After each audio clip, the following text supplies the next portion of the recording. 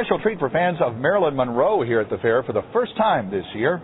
CBS 11's entertainment reporter Sandy Newton gives us a preview of the Marilyn exhibit here at the Women's Museum. She's a beautiful Marilyn, Sandy. Oh, my goodness. And I know that you are as impressed with our host, the Women's Museum, as I am. So far, the first day of the State Fair has been amazing. And as I told you in the break, I think I may have seen a real Marilyn sighting. And the question is, would Marilyn have liked corny dogs? I'm sure she would have.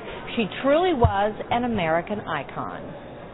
For many years, artists from around the world have found inspiration in the beauty, glamour, and talent of Marilyn Monroe, a true American legend.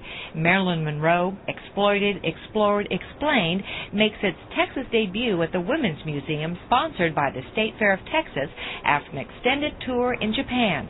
Gowns, costumes, and clothing worn by the icon, as well as works from famed artists like Andy Warhol and Peter Blake, make up the exhibit.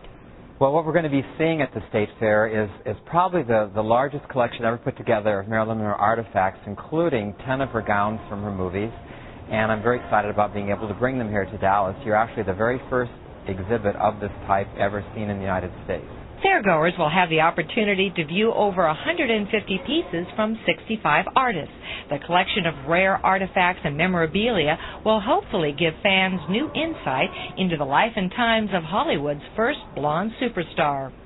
I think the message is more appropriately that you can achieve your dreams if you have the courage to do so, even if you have a tragic beginning, as Marilyn did. And, you know, this is really an impressive exhibit. And the best news, of course, it's free. It's open every day from 10 to 7 p.m. And I have to say, I have learned more about Marilyn Monroe just in going through this exhibit than I've known the entire life of my loving her and watching all of her films and thinking I knew a lot about her.